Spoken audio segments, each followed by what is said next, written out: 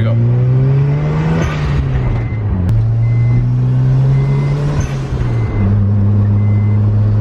What's going on, guys?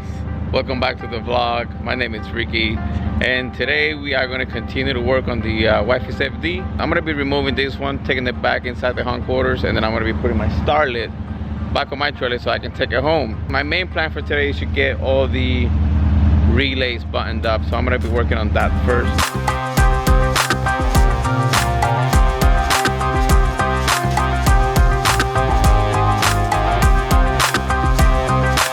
So like I was saying earlier, guys, today we're going to tackle the relays. We just put this in here, and there goes my battery. Boom. So we are going to be making this look a lot better. So we know this works, and the original ones weren't working. Oh yeah. We're going to be pretty much just reducing all of this together, making it a lot shorter.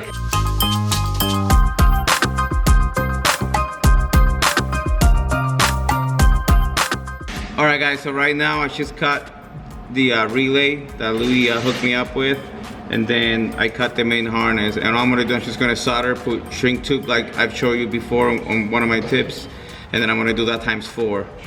From there I'll wrap it, and then we just mount it, and I'll show you the finished product.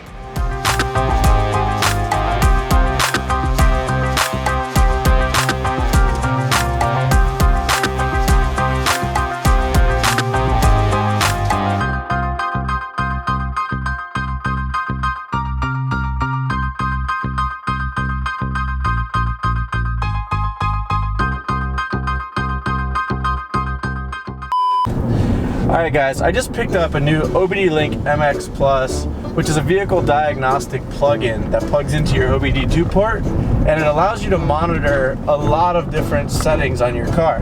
I drive a Lexus CT200H hybrid, and I get made fun of a lot because this thing is really slow. I did a little research. Car and Driver says this car does 0 to 60 in 10.6 seconds. So we're going to put this bad boy in sport mode and see if we can beat that, or if Car and Driver was right.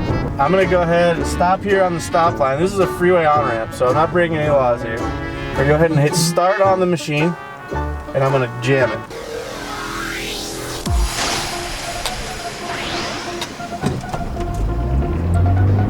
Come on, baby. Oh, it's so slow.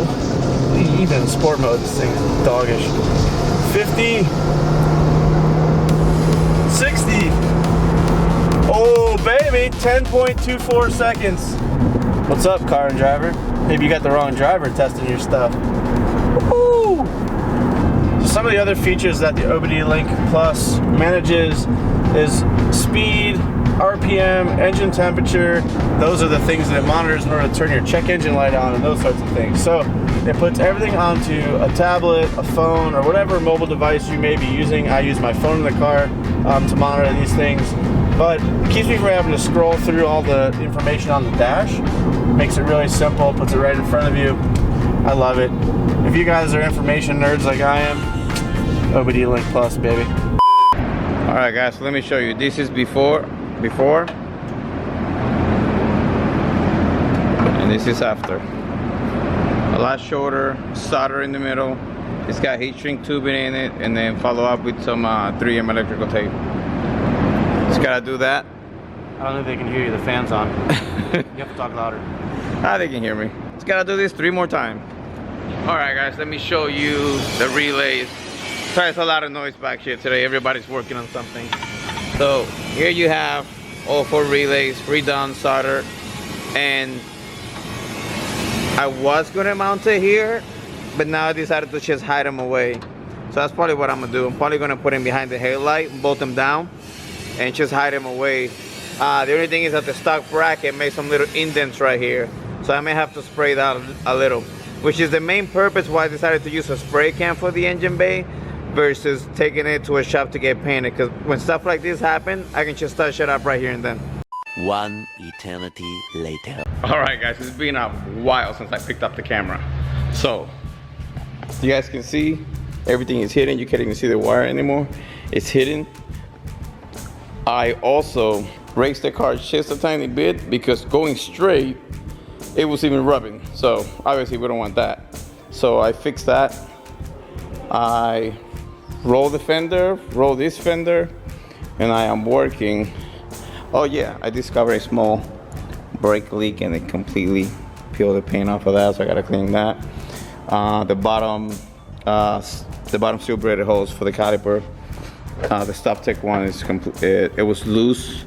I tightened it up, so it's good now. I'm just gonna roll this fender. I jump to the front one, raise it just like I raised the other side, and then I can scratch that off the list.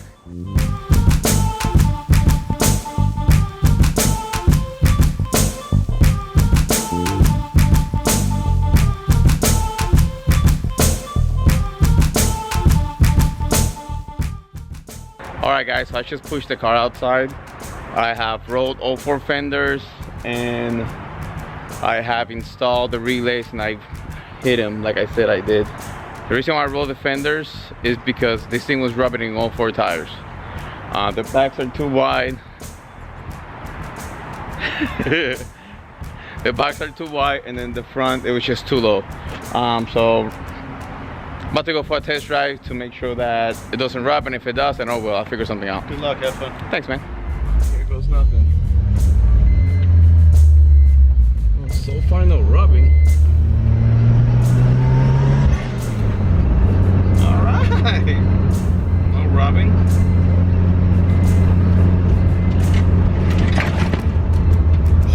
All right. Sorry. Take it easy, guy. So far, no rubbing. The back seems really, really stiff. The front seems fine. Oh, who's caught? Don't worry. That's the first time I've actually driven the car, other than going to the trailer, so I'm happy. What's that? How is it? Drives good, no rubbing whatsoever, so that's good. Really? Yeah. I figured it was still gonna rub, but no rubbing. Got it up to 55 miles per hour. Yeah, careful, rotary. The next day. Today I'm gonna be doing some basic stuff on the car. Pretty much getting it prepped for the dyno. Today I'm going to be taking the piping completely off and I'm gonna be painting both pipings and the intercooler. I have to fix this, replace the O-ring on the blow valve. Yeah, I gotta fix that too. I have new plugs, I just don't know what I did with them. I did buy them.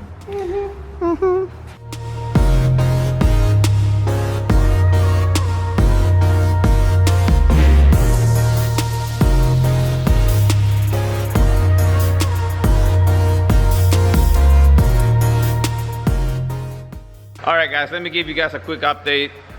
I don't want to bore you again like we did last time with painting the pipe and painting this, painting that. So I'm just gonna show you what I've done so far.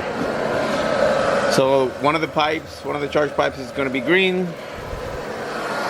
The other one is gonna be pink. So we're gonna do the opposites when it comes to running down there. Ooh, and opposite. Yeah, man. Yeah. Green to intercooler. Pink to intercooler. And then we have the intercooler that we already put the base coat, and it's out here drying. This is gonna take a long time to dry, so I mean that's what's going on. And yeah, that's it. I'll be right back. All right, guys, so remember how this was going in between the main bushing for the main harness for the ECU? So I just separated it. So I drilled a hole and I put like a grommet around it that has a hole, and then I put the vacuum hose right through it, and it looks way cleaner. Ain't that right? Looks pretty good. Looks way better. Yeah, it does. You're right. Yep. I'm proud of you. Yeah. That's a step up for the old Rickie Styles. That you know what? That's because it's not my car. It's a step up. Remember my car, be like, damn, whatever. For the wifey, I like it. It would have been like a vacuum hose through here, right into the window. Yeah. It's getting late. It's dark outside. It's late. We'll see you guys. I'll be right back tomorrow. Mañana. Peace. And we are back. Wifey's here. My son's here also helping out with the mess that we have here. But so far, well, you already seen all this. Let me show you the intercooler. Oh yeah, floral yellow. So that's drying right now. As soon as it dries, I actually got the clear coat. They had it in stock today. So we're gonna be shooting clear coat today on this. And we're gonna be shooting clear coat on the piping today as well. Now the clear coat takes about 24 hours to dry. That one takes a long time. So once we spray those, we won't be able to touch them until, I'm gonna say about a day and a half just to make sure. And then we'll be able to install everything back in the car and go from there. Remember how earlier on a few videos ago, she had put double small zip ties? She took all of those off and she's putting big ones all the way around now. So right now we got done spraying the clear coat. Let me see if you guys, I already know you guys can see it right now, but it's looking good. We used the same thing you guys recommended last time, the Max 2X Super, or 2K. 2K Super Clear Glamorous Coat, whatever. It's sick, this thing's awesome. Yeah, don't laugh at me. I'm laughing at your voice. My clear coat voice. Extra man voice. My extra man, really? Anyways, she's gonna dry, well, not really dry it because it's gonna take a while, but at least she's gonna put some type of heat so the clear coat won't just run down and stuff like that. So you guys know I'm gonna let this dry overnight, and then tomorrow I'll pick up on it, but it looks really good. The pipings are drying already. Wifey's putting the toolbox away. And I was actually starting to mess around with gauges and power wires, but I'm gonna finish tomorrow. It's late out here. See you guys mañana. And we are back. And as you guys notice, the background looks kind of different, huh? I am actually in my house. So long story short, wifey had to go to school today, and I have to take care of my daughter, so I can't be at the shop all day. And these things, doesn't matter what life is, this thing still has to go to dyno in a few days. So this is pretty much prepping for dyno day. But I think everything else is ready. We painted the intercooler, the pipes are painted. And I know what you guys are gonna say, why were you painting the intercooler? It's not gonna dispense heat as it should, and blah blah blah. It's not gonna cool down. This is not a race car, guys. When it comes to a race car, yes. When it comes to a car that's gonna be driven on the streets, it's not that big of a deal. It's still gonna cool down, and it's also a V mount, so it's gonna cool down good enough for it to be on the streets and not have any issues. It is not the first time I paint an intercooler, and it won't be the last. So there you have it. That's what it's gonna look like. I believe wifey wants her black sheep logo here, which we'll get that done for her. We can do that here at the house. I have a plotter and we can get that done, no problem. I need to figure out how to put intakes on it, because I do have the Apex dual intake system for this, but it doesn't fit obviously because custom V mount that we did. So I have to figure out a way here at home without any custom tools or welding on how to get something in there. But the car starts right up, car's driving fine. Like I said before, I drove it up to 50 miles per hour and it drives fine. Of course it has a limiter on it because it's not tuned, so we're just being cautious, but so far so good. Okay, so this is something, I made this brace, this bracket or gauge holder you can say, yesterday at the hunt quarters before I left, and obviously it's not perfect. I did it real quick with the tools that I had available to me, and it's something real quick until like we come back from Rotocon. After we come back from Rotocon, I'm just gonna buy actual gauge holders, so either the ones that go up here or the ones that go in the pillar. I'm not sure yet. It's gonna be something like that. This is a full gauge, so it's gonna give you the readings coming out of the battery and the alternator. Drain fuel wideband, and then the boost gauge with the vacuum, of course.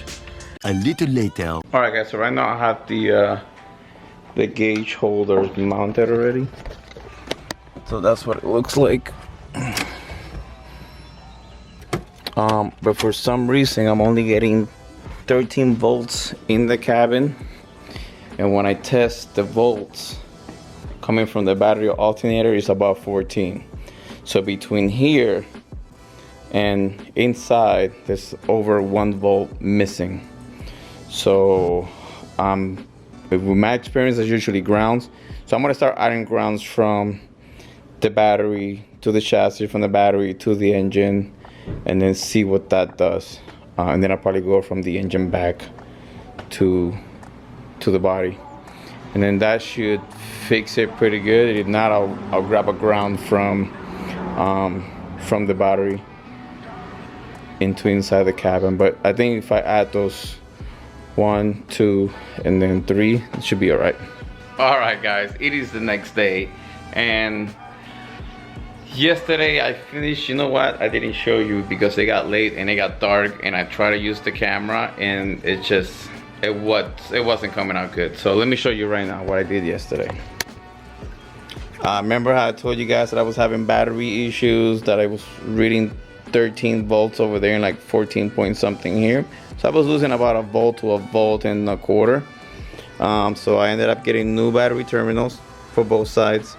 I also ended up adding a ground from here, 4-gauge ground from there to here to the chassis. And then I added one from there to the body to the top of the manifold, and that actually did the trick. That fixed the voltage issue that I had inside, because I was getting 13.9, 14.0 here, but I was only getting 13.0, 13.1 over there. I ended up picking up a quick stereo just so I can have there, because to take this apart and redo the wiring, all that stuff, it's gonna be a pain in the butt. So I decided to go to the store, to Best Buy last night real quick, and pick something basic so I can just throw in here. Added up full gauge, the boost, and then the wideband.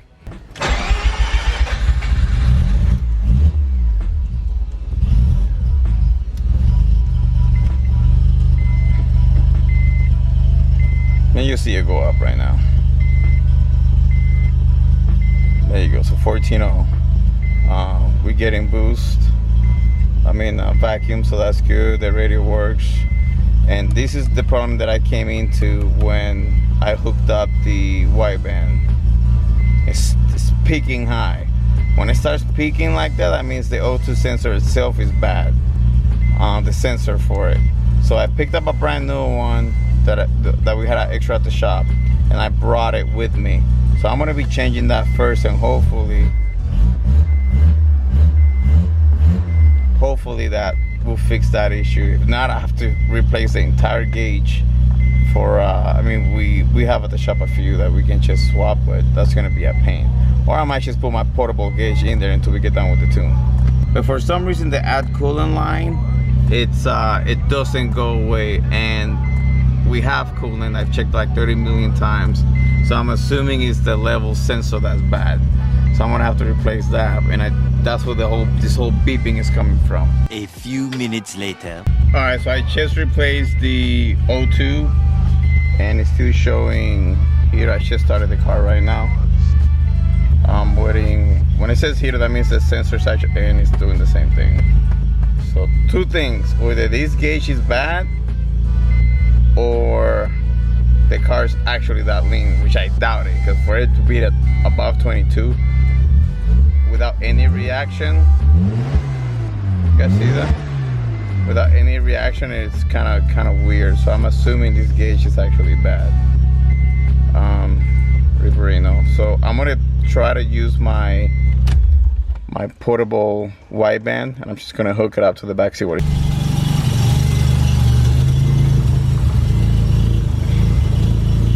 So on the portable gauge, it's actually reading 10.8, which is extremely rich, which is the total opposite of what the gauge inside is saying.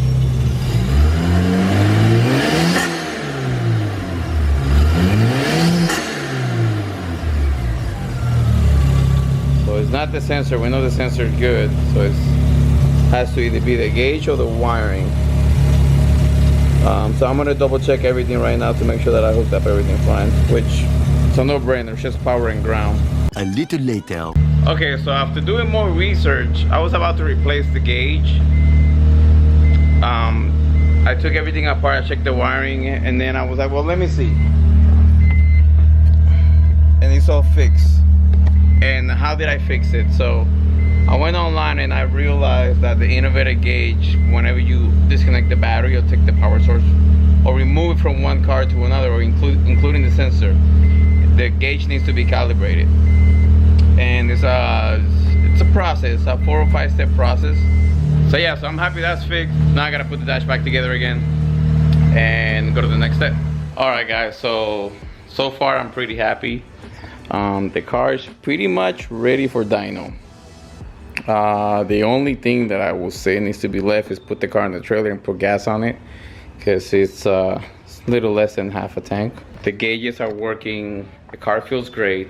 I should talk to Louis. He put a 3-pound boost cut because he knows the way I am. We can go up and down the street so you guys can see it. So yeah, let's go for a quick ride. Alright, so I'm trying to figure out how to do this because I'm a one-man show today.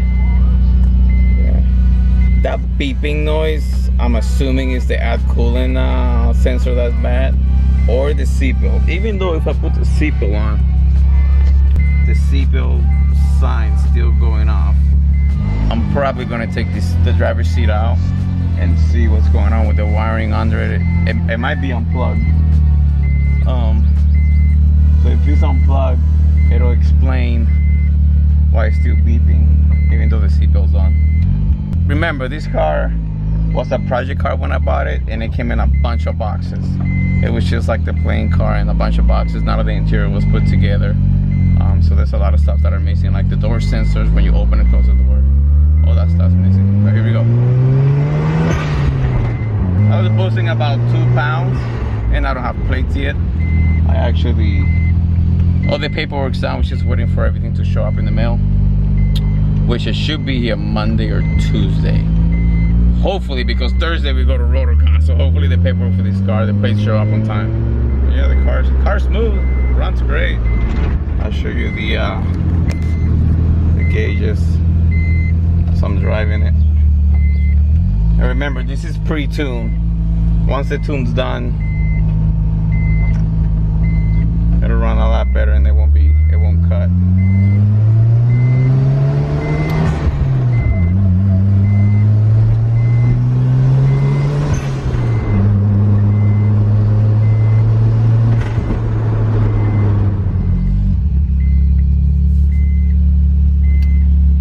There you have it. Car works. She works. She's ready for the dyno. Next video is dyno day. Alright guys, thank you for tuning in. Thank you for sending by. This is probably a long video because I've been recording for about 4 days every chance I get. I just didn't want to bore you guys with 3 videos prepping for dyno. So this is going to be one long or medium-sized video, I don't know, prepping for dyno, and then the next videos dyno there. Alright guys, wish me luck. See you guys. Take care. See you in the next one.